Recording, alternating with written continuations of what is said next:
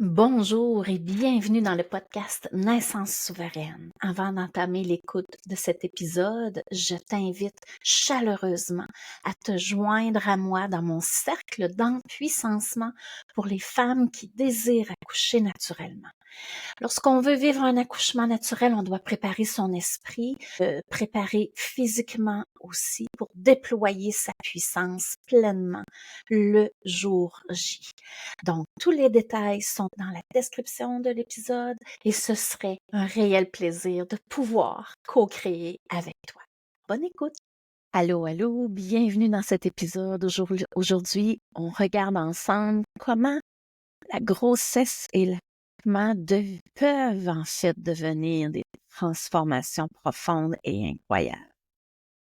Quand j'étais enceinte de mon premier enfant, j'avais 23 ans et on était fou. C'est-à-dire on était contents, on avait hâte, on a fait plein de jeux là, quand j'étais enceinte. Ça se faisait vraiment instinctivement. Mais il y avait vraiment une partie de nous qui était all-in.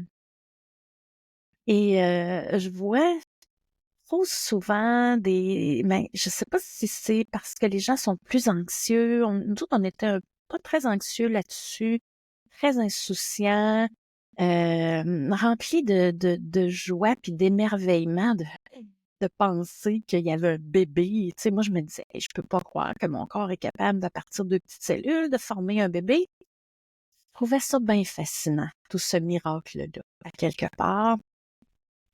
Et je vois quand même trop souvent aujourd'hui des femmes qui, on dirait, qui se retiennent. Je ne sais pas si c'est parce qu'elles ont peur de s'attacher à bébé. Elles ont peur. Je pense qu'il y a une grande peur qui est là, qui est de perdre sa vie d'avant. Mais c'est comme si on doit devenir consciente que la vie sera effectivement très différente d'avant. Il y a comme un deuil à faire. Il y a comme un deuil, une partie de soi à laisser aller. Puis ça, c'est même quand les grossesses sont voulues, désirées et tout. Je la vois, je la sens, cette peur-là de faire le pas, de dire, OK, on est ailleurs, on vit autre chose. Et quand je dis que c'est un moment de transformation profonde, c'est que inévitablement, quand on fait un deuil, on a des choses à laisser aller. Donc, on a du détachement à développer. On a de la gratitude à déployer envers ce qui était, tu sais, on en a profité le temps qu'on était euh, en couple célibataire, comme je dirais bien, donc, en couple sans enfant. Euh, et il y a vraiment un état d'esprit qui s'installe, puis il va y avoir inévitablement des valeurs qui vont changer. J'ai rencontré une femme dernièrement, puis ça fait 30 ans qu'elle est avec son chum, mais c'est le contraire, les enfants sont en train de partir de la maison, un peu ce que moi je vis. Mais ce que je veux dire, c'est que on change. On a puis la vie de couple et notre vie personnelle est toujours en mouvement. C'est soumis à la loi du changement. Et plus je vais plonger all-in dans ces moments d'inconfort, hein, parce que quand ça change, l'être humain est un être de routine, est un être qui aime le confort. Donc, on n'aime pas tant ça, sortir de notre zone de confort, puis les changements, ben ça amène ça. Donc, ce que je veux dire, c'est que à partir du moment où j'arrête de résister à ces changements-là, que je vivais all-in, même avec mes peurs, c'est là que la transformation prend toute sa puissance. Peu importe, tu sais, dans le fond, peu importe que j'ai peur, que je sois prête, pas prête, tu sais, go, prête, pas prête, j'y vais, là. C'est un peu ça. Les transformations vont se faire pareil. La seule différence, c'est que plus je suis dans le détachement, moins je résiste, plus la transformation va se faire en puissance, mais aussi en douceur. Tandis que quand je résiste, je combats, je me mets des bâtons dans les roues. Donc, au quotidien, qu'est-ce que tu peux faire? Ben, tu sais, c'est garder à la conscience que, OK, là, je suis enceinte. Tu sais, si enceinte, on est en général plus fatigué rapidement. Tu sais, on a peut-être un petit peu moins d'endurance, on a plus souvent faim, on a plus souvent des inconforts dans notre corps. Donc, je dois prendre en compte. Je ne peux pas faire tout ce que je faisais avant de la même manière. Il n'y a rien on n'a pas de barrière, il n'y a pas de limite non plus. Mais si j'arrive le soir, puis que je m'entraînais 5 fois par semaine, puis que là, j'arrive le soir, puis mon corps, il commande le repos. Peut-être que c'est de repos que j'ai besoin aussi. Donc, des fois, c'est de faire juste les choses différemment. Accueillir ce qui est là, puis on n'est comme pas habitué de faire ça parce qu'on est habitué de pousse, pousse, pousse, go, go, go. Alors que si je tourne le regard vers qu'est-ce que mon corps a réellement besoin en ce moment, OK? Peut-être qu'il a besoin de s'entraîner, mais peut-être qu'il a besoin de s'entraîner plus en douceur. On peut faire du ballon à la maison, tu sais, on peut s'enraciner, on peut faire des postures de yoga. C'est sûr que moi, je suis prof de yoga, ça fait partie de mes pistes de solutions, de mes pistes d'action. Mais on doit ajuster. Ça sert à rien de faire comme si on n'était pas enceinte. On est enceinte. On est en train de fabriquer des cellules pour créer un nouveau corps humain. C'est quand même pas rien. Et ça demande de l'énergie. Puis, si vous voulez savourer cette transformation-là dans le maximum, vous devez prendre en conscience qu'il y a des choses qui changent. Et en même temps, j'ai le goût de vous dire, prendre conscience et être reconnaissante. Parce que s'il n'y avait pas de changement, c'est de l'eau stagnante qui s'infecte. Le changement amène de la vitalité, amène une nouvelle énergie, amène un nouvel essor dans notre vie. Donc, arrêtez d'oublier votre corps. Vous avez faim, prenez des collations plus souples. Ça nous gosse parce que oui, on travaille, on a des réunions. On répond aux besoins de notre corps au fur et à mesure, puis plus ta conscience du corps va être présente dans ta tête, plus elle va augmenter, plus ça va être utile pour ton accouchement. Les femmes qui n'arrivent pas à entrer dans la douleur pendant l'accouchement, c'est souvent qu'elles sont toujours en dehors de leur corps, dans les autres moments. À partir du moment où ça me dit « Oh là, j'ai besoin d'aller marcher, tu sais, un 5 minutes, là, d'aller prendre l'air, de me lever, de me promener un petit peu. Ah, j'ai besoin de m'étirer, j'ai besoin de prendre 2, 3 grandes respirations, j'ai besoin de me reposer. » À partir du moment où j'identifie ces besoins-là, que je leur réponds, j'augmente ma conscience du corps. Mon corps, il est comme « You, oh, enfin! » Elle entend ce que je dis et pendant le travail, pendant l'accouchement, ça va être ça. Ça va commander de l'intérieur. Mais si je veux pas entendre les messages puis les commandes de mon corps, ben, je les entendrai pas et je vais... C'est c'est toujours dans l'optique. Si tu veux accoucher naturellement, il y a comme des chemins, même des chemins neuronaux dans ton esprit, dans ton cerveau, créés. T'es jamais occupé de ton corps ou jamais occupé de ton corps en conscience pendant la grossesse et l'accouchement, ça va y être. Et si ça n'y est pas, c'est pas grave. On a des apprentissages à faire, mais si ton désir est d'accoucher, naturellement, tu dois te connecter à ton corps à tous les jours, le plus souvent possible. OK? Donc, il faut être capable de se poser, de ralentir. C'est pas absolument pas une maladie, la grossesse. C'est un état qui demande d'être considéré, tout simplement, auquel on doit s'adapter. Donc, ça, c'est vraiment pour le corps physique. Au niveau émotionnel, on le sait très bien, enceinte, ça change aussi. On est au niveau hormonal, là, ça l'amène un peu plus de sensibilité, un peu plus de, tu sais, un peu plus à fleur de peau.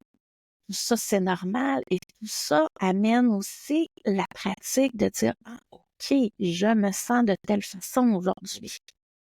OK, j'ai été en réaction aujourd'hui dans une réunion de travail ou avec mon chum, ma blonde, quand j'ai arrivé à la maison, peu importe. Ça aussi, on se doit d'accueillir ces moments-là parce que ça aussi, ça se transforme. Et plus je vais développer ma conscience émotionnelle, mon intelligence émotionnelle, plus ça va m'aider pour le reste de ma vie. Quand je vais avoir bébé avec moi, dans la maîtrise de moi, je vais avoir appris à répondre à mes besoins, donc je vais peut-être être en mesure de demander de l'aide si j'en ai besoin, de pouvoir exprimer que émotionnellement, je me sens triste, je me sens isolée, je me sens toute seule, je me sens dépourvue de vitalité en postnatal quand on dort pas. Des fois, tout ce qu'on a acquis avant va venir nous aider. C'est un peu ça mon point.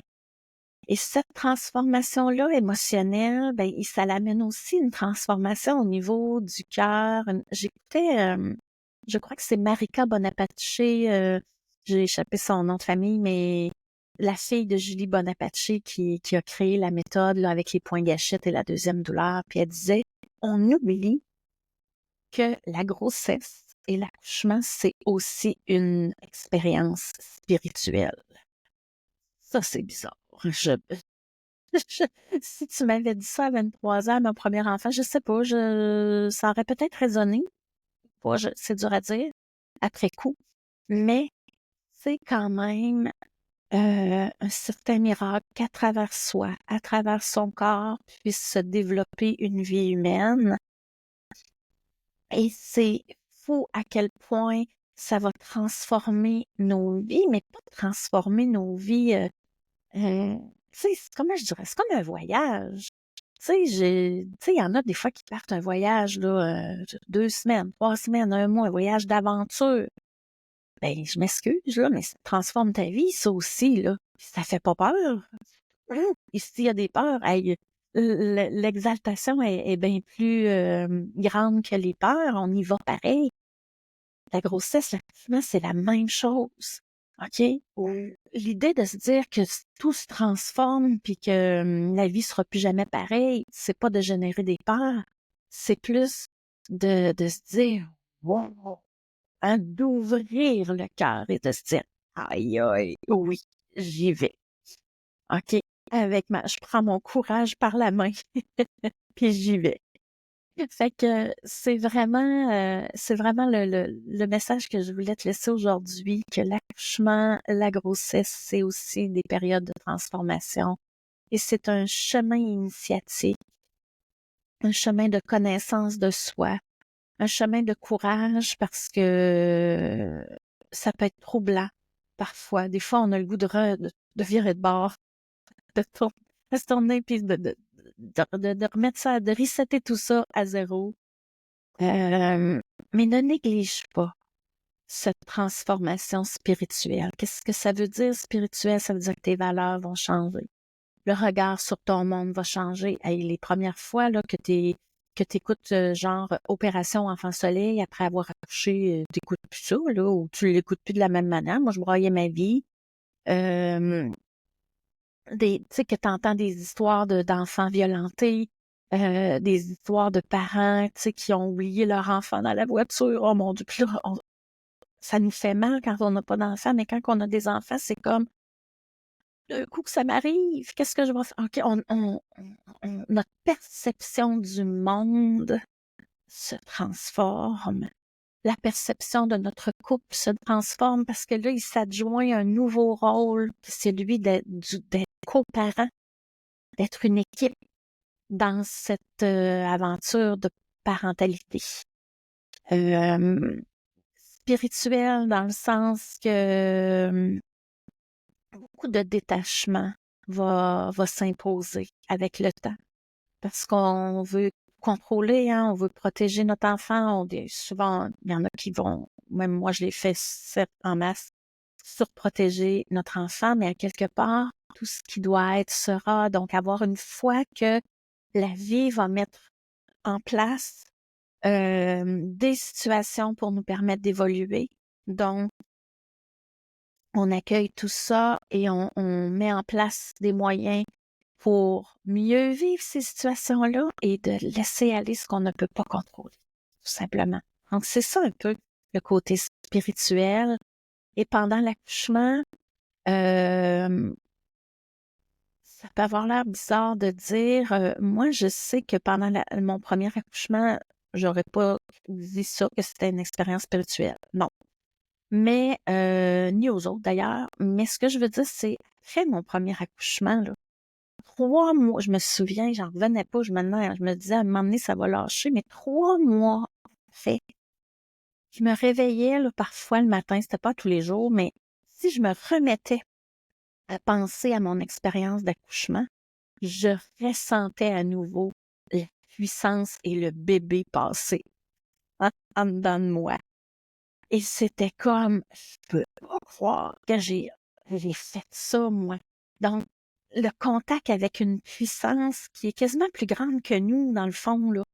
C'est dans ce sens-là que c'est spirituel, parce que le côté spirituel, c'est pas une religion en particulier, c'est qu'il y a quelque chose à l'intérieur de soi qui nous porte dans chaque expérience qu'on vit, autant dans la grossesse, l'accouchement, que le... Alors voilà. Donc, si tu as le goût d'aller toucher cette puissance-là, de tourner ton regard vers ton corps, vers tes sensations corporelles, d'apprendre comment je peux plonger à l'intérieur de moi pour être all-in dans ces moments de transformation, t'empuissancer dans ton processus de préparation pour être dans ta puissance, dans ta pleine puissance pour l'accouchement. Joins-toi à mon cercle d'empuissancement.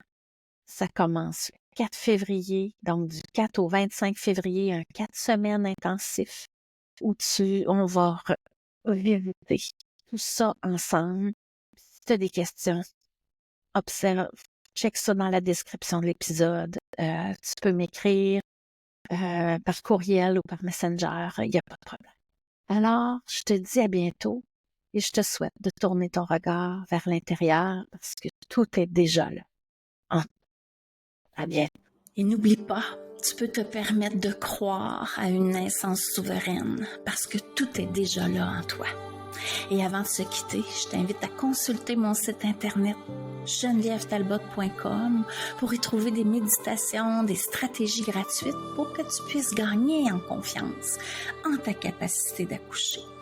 Tu vas y retrouver aussi mon calendrier pour connaître mes disponibilités pour un soin énergétique en virtuel ou en présentiel et aussi un calendrier pour réserver un appel découverte avec moi pour voir comment je pourrais t'accompagner personnellement dans ta quête de souveraineté.